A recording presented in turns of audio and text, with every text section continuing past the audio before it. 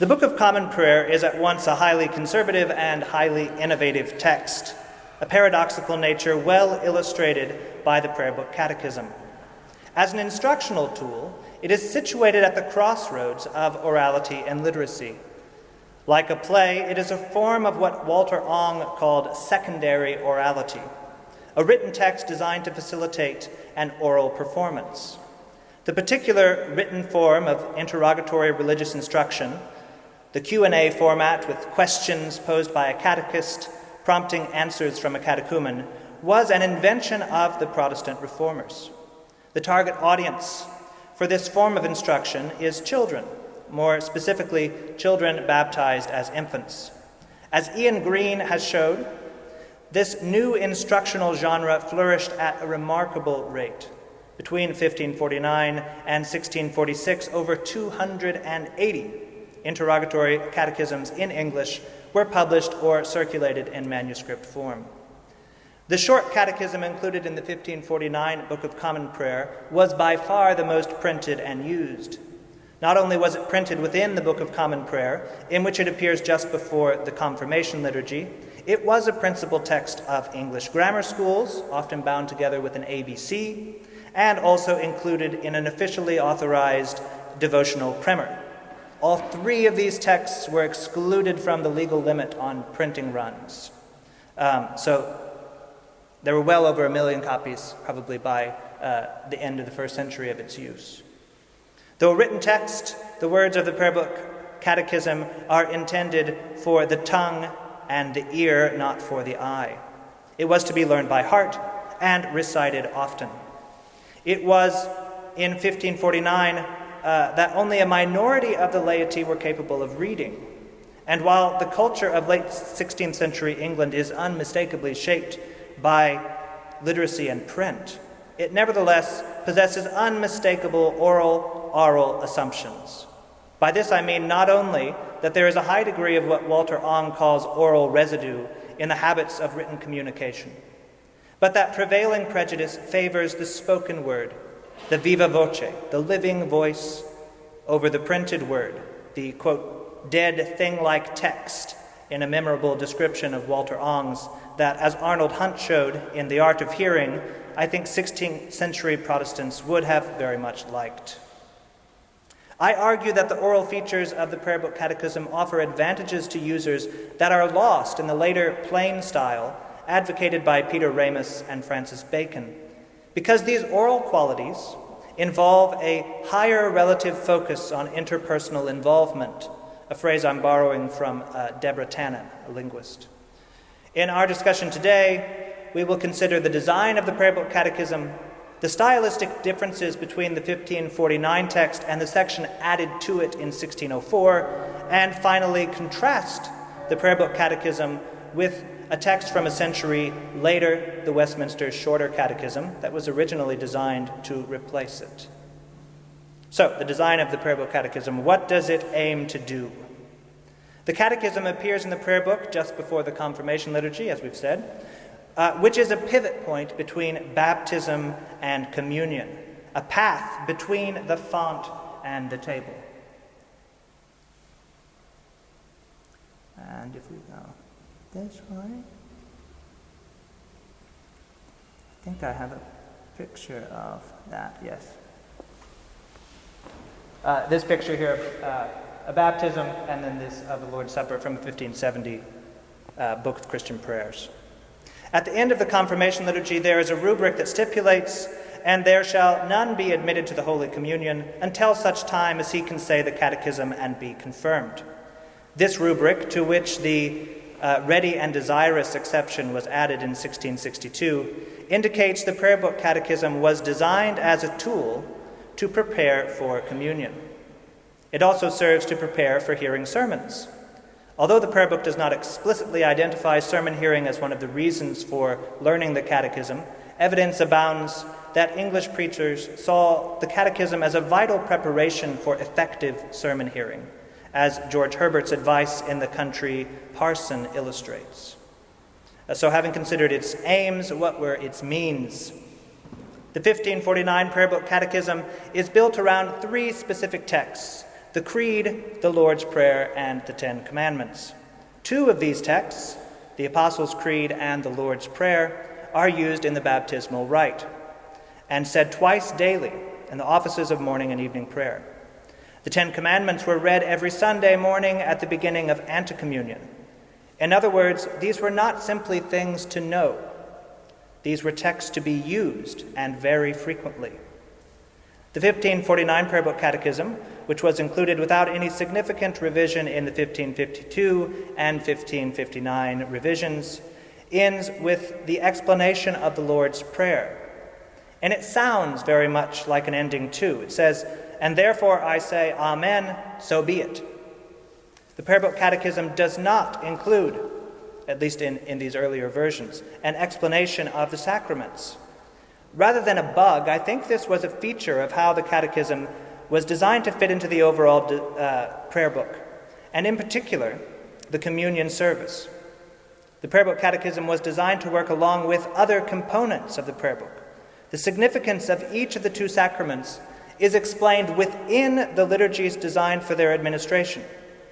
Every time these liturgies were used, the congregation hears the same account of these sacraments read aloud. Moreover, the liturgical script constitutes only part of the Sunday morning service. Until the 19th century, an hour or so of that time would have been spent hearing the sermon. And sermons provided ministers with ample opportunity to instruct their congregations in the meaning and, quote, due use of the sacraments. In the 1571 Book of Homilies, for example, there's a sermon on sacraments generally, and also a sermon provided on the worthy receiving of the Lord's Supper.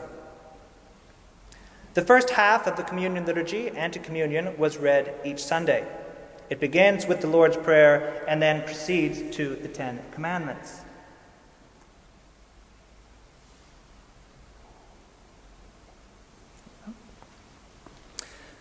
As each commandment is read, the assembly responds, "Lord, have mercy upon us and incline our hearts to keep this law," with the variation, of course, in the last response, "Write all these, thy laws in our hearts, we beseech thee." The commandments provide a means of self-examination in preparation for communion. In memorizing the Catechism, then, all potential communicants, the lettered and the unlettered alike, were given the equipment needed to prepare to receive the sacrament and not, quote, kindle God's wrath against us. And while learning the commandments by heart cannot ensure that those laws would be written in the heart, it is at least a means aimed in that direction. That the commandments were viewed as necessary for self-examination before approaching the holy table is also indicated by Queen Elizabeth's 1560 order that the commandments be displayed on the eastern wall of churches, and that was reiterated in the 1604 canons. And you can see the commandment boards are still here in this church, which I was delighted to see when I walked in. I think I have a picture of that. Yes. An early example of commandment boards here. Though many communicants could not read, it does not mean that they did not know what these boards contained as they approached the table, and simply knowing what they contained is sufficient to convey the association between these commandments and the communion table, and therefore to prompt self-examination. The 1549 Prayer Book Catechism provides all the equipment needed to prepare for communion, while it leaves the explanation of the rite to the liturgy for communion and the ministry of preaching. As already noted, the Prayer Book Catechism was designed to be spoken and heard rather than read silently. It assumes an oral performance by a literate catechist and a catechumen who need not be lettered at all. Who were the performers, the animators of the Prayer Book Catechism? I have a picture here from the 1570 Book of Christian Prayers, which shows it's another picture. That shows the catechism being used. And you can see the catechist with the book in his hands and the children all without copies of the book. So the parish priest, of course, is the first animator of the catechism. And then the children are also animators of the catechism.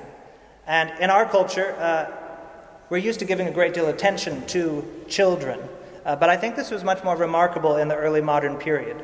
While boys were not infrequently performers in cathedral and college chapel choirs, and sometimes players on the public stage, the role of the child as an animator in the Prayer Book Catechism is notably different.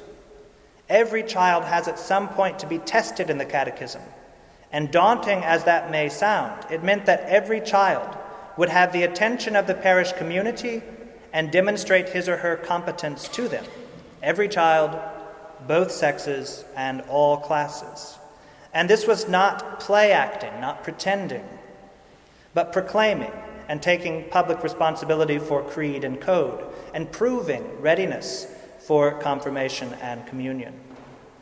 Beyond the pastors, the curates, and the catechumens, schoolmasters and mothers were among the most common animators of the Prayer Book Catechism. Although fathers were nominally considered responsible for their children's education, Paula McQuaid explains that in England, domestic catechesis seems to have been primarily the responsibility of the mother. And of course, these different animators point to three distinct venues in which the Prayer Book Catechism was enacted: parish churches, private homes, and the schoolhouse. Now, on to the 1604 addition to the Prayer Book Catechism.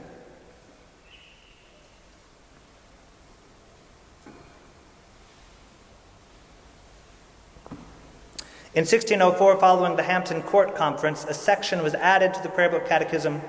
It's very easy to see where the seam is, where the new ending was stitched onto the old. The old ending, as we've said, is very clearly an ending. Each succeeding question in the original text of the Prayer Book Catechism is connected and directly prompted by the response that precedes it in a highly conversational way. By contrast, the first of the new set of 12 questions and answers added in 1604 has no obvious connection to what precedes it. The new section begins abruptly with, "How many sacraments hath Christ ordained in his church?" The previous answer contains no reference to sacraments, and the last explicit reference to the church is found in the fifth answer. The conversational flow of the 1549 Catechism is not present in the 1604 edition. The average length of the answers has also decreased. They are more succinct. Many of the answers in the original Prayer Book Catechism reflect conversational copiousness and redundancy. The average length of the answers in the 1549 Catechism is approximately 83 words, whereas the average word count for the answers in the 1604 edition is 22. The longest answer in the 1549 text is 338 words, but the longest answer in the 1604 edition is only 42 words. The 1549 section employs 10 distinct verbal doublets. For example, will and commandments, picking and stealing, save and defend, and one triplet, temperance, soberness, and chastity. The 1604 edition has only half as many, 5 distinct doublets, 2 of which are contained in the definition of a sacrament, an outward and visible sign of an inward and spiritual grace, which definition is then used again several times. This rhythmic adaptation of Peter Lombard's definition of a sacrament is the most orally minded feature of the 1604 addendum, and unsurprisingly, it is the most memorable bit of it as well. The original Prayer Book Catechism is liberally sprinkled with the conjunction "and."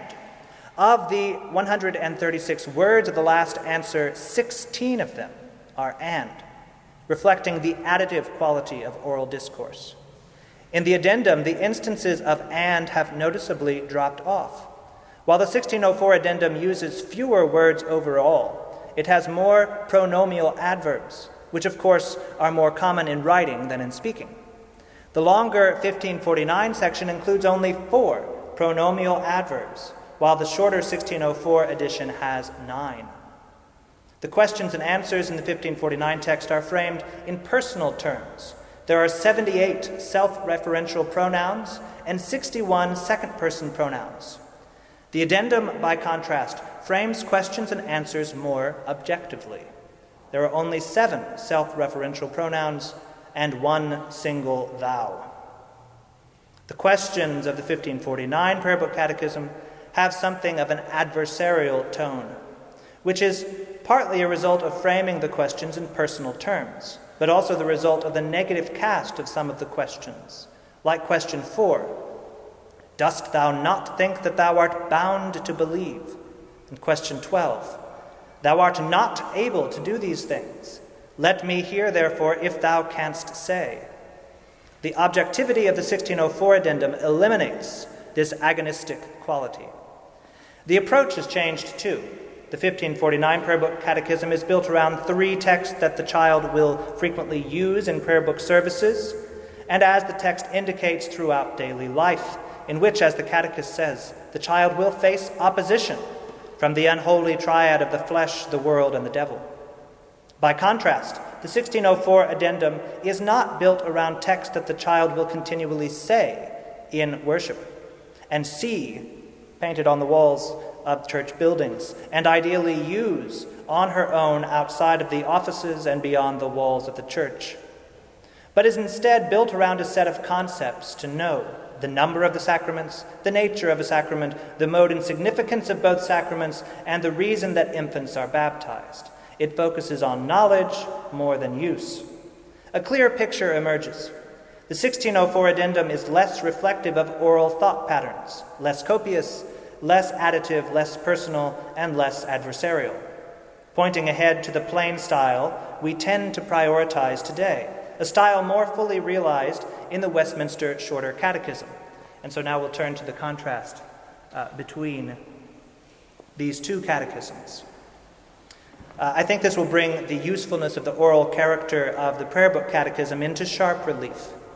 The Prayer Book Catechism is unique in its genre for the very simple and unassuming first question, "What is your name?"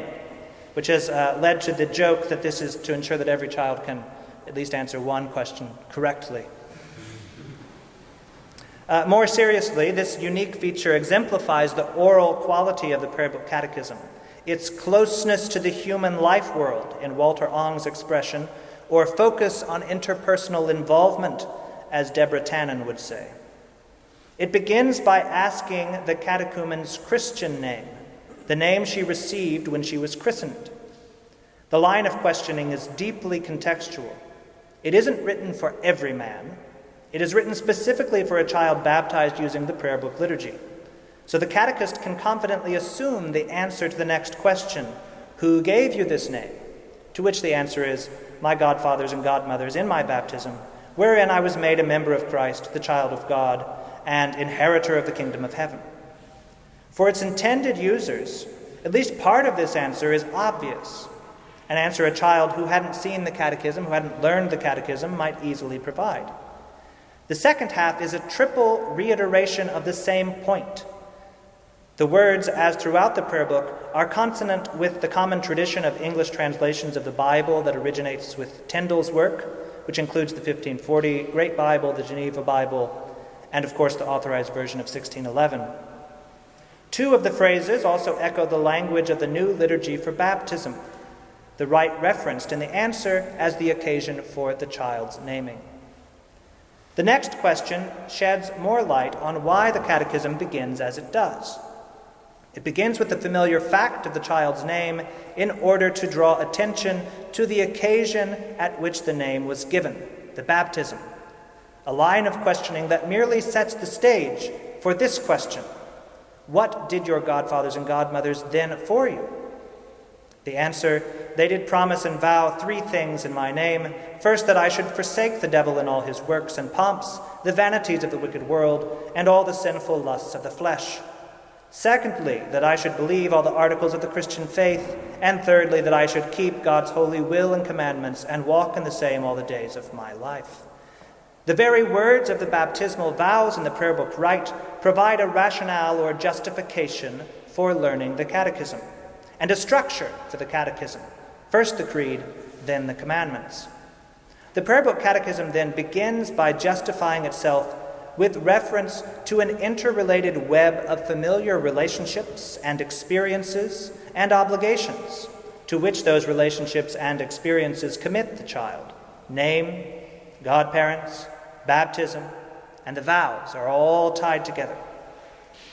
The 1647 shorter of two catechisms written by the Westminster Assembly of Divines, which remains one of the formularies of the Church of Scotland, as well as the English and American Presbyterians, was first prepared during the interregnum to replace the prayer book.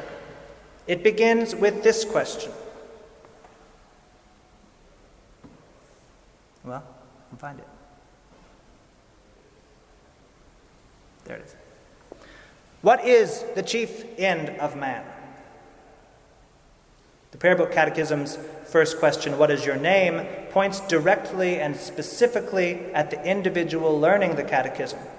By contrast, what is the chief end of man points to no person in particular, but to humanity abstracted. Rather than beginning in the midst of the life world of its users, the Westminster Shorter Catechism begins with the abstract concepts of humanity and humanity's telos. What is the chief end of man? Both starting places are reasonable enough, but one is highly contextual and the other is abstract. One begins with a particular person and points to past experiences she can be expected to have had. The other begins with generalized humanity. No particulars are assumed. And interestingly enough, the unholy triad of the world, the flesh, and the devil is not to be found in the Westminster Shorter Catechism at all. Question 39 of the Westminster Shorter, which is parallel to the 7th question in the Prayer Book Catechism, initiates a section on the Decalogue, providing another illustration of how much further removed from the oral cast of mind the Westminster Shorter Catechism is from the 1549 Catechism and even its 1604 addendum. The Westminster Shorter Catechism never asks the child to recite the Ten Commandments all together as a whole. They are only ever considered in dismantled form, piece by piece. Question 43 asks, what is the preface to the Ten Commandments?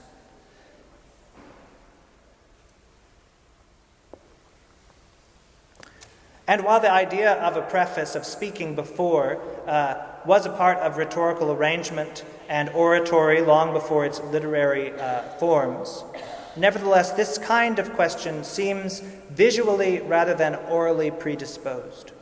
Rather than asking the child to say the Decalogue and then interpret it as a whole, which is what the Prayer Book Catechism does, it asks the child to imagine the Decalogue as broken into distinct pieces, of which one comes before the commandments proper. This is easy to do if one sees the commandments arranged on a page, numbered, and with the introductory bit as its own paragraph before the first numbered paragraph.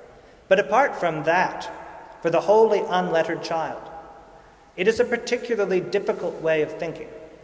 The writers of the Westminster Shorter Catechism seem to assume the children who will use it are readers, while the Prayer Book Catechism only assumes the catechist is able to read, as we can see in that woodcut that I have already showed you a picture of. The children don't have a copy of the book. Their access to the text is mediated through the ear. Now, the world, the flesh, and the devil. As we have seen, this antagonistic trinity is featured prominently in the Prayer Book Catechism, appearing in the 3rd answer as a review of the vows of baptism, and then in the 13th answer, the last before the 1604 addendum. It is in a somewhat different form at that point. In the latter, the triad is described rather than named. Quote, and that it will please him to save and defend us in all dangers, ghostly and bodily, corresponds to the world. Quote, and that he will keep us from all sin and wickedness, that corresponds to the flesh, and quote, from our ghostly enemy and from everlasting death, corresponds to the devil. While, of course, everlasting death is the inevitable end for all under the sway of the infernal triad. The triad not only bookends the Prayer Book Catechism, but maps onto the baptismal service and the litany, which the Prayer Book prescribes for use thrice weekly. From fornication and all other deadly sin, from all the deceits of the world, the flesh, and the devil, good Lord, deliver us. In the 3rd answer, the child explains what happened at her baptism. My godparents did promise and vow 3 things in my name. First, that I should forsake the devil and all his works and pomps, the vanities of the wicked world, and all the sinful lusts of the flesh. Secondly, that I should believe all the articles of the Christian faith. And thirdly, that I should keep God's holy will and commandments and walk in the same all the days of my life. In this response, the logic of the new sequence of Christian initiation prescribed by the prayer book is reiterated, an explanation the congregation would frequently hear whenever a child was baptized or tested in the catechism. The response shows the connection between the text to be memorized and the child's baptism. The renunciation reflects the ancient Christian belief that the natural self is born in the dominion of the devil, whom various New Testament writers called the prince of this world or the air, and that in order to be translated into the kingdom of God, the demonic influence must first be exorcised. Matthew 12:43 through 45, for example, reflects this belief. An individual is freed from demonic possession and likened to an empty house waiting to be filled with something. First remove the former principle, then welcome the new principle. So following the renunciation in baptism, the candidate, via her godparents, turns toward and affirms her new Lord. In the Westminster Shorter Catechism, this triad has completely disappeared. The word world appears 5 times in the Shorter Catechism, but never in the sense that it was used in the prayer book.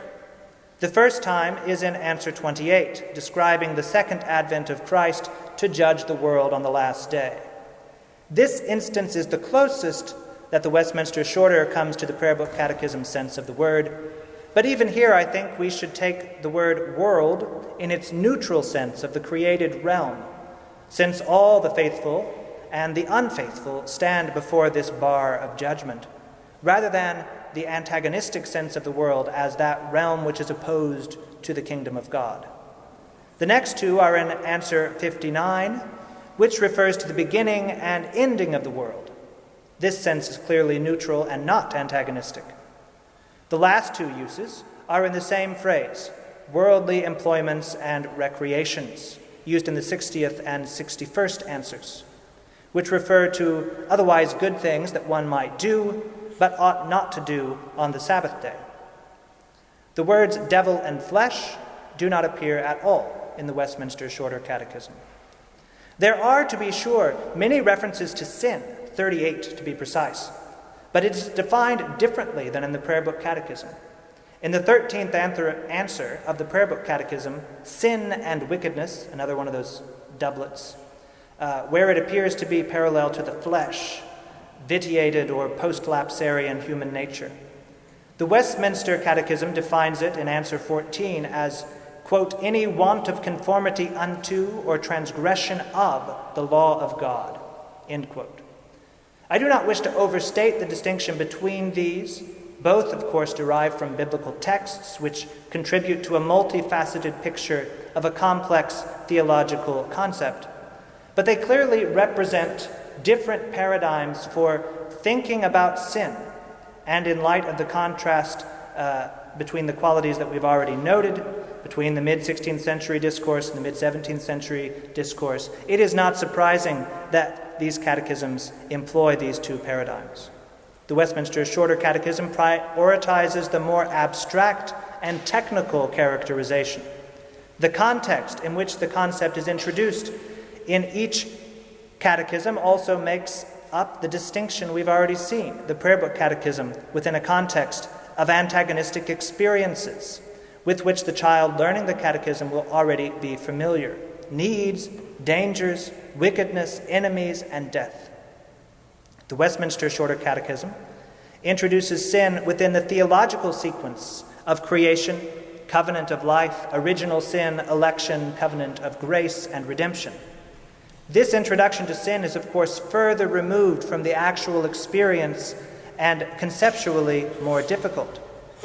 While the Westminster Shorter Catechism was designed to replace the Prayer Book Catechism and to meet the same basic need to prepare those baptized in infancy to confess their faith for themselves and become communicants, it seems better suited to more advanced students than the Prayer Book Catechism. I'm tempted to say that this difference between the two reflects a more medieval Catholic worldview and a more Reformed worldview. However, I am not at all convinced that that's entirely fair. The dangers of the world, the flesh, and the devil aren't at all absent from Reformed preaching, and the more precise and theological and teleological approach of the Westminster Shorter Catechism isn't at all unlike medieval scholastic writing.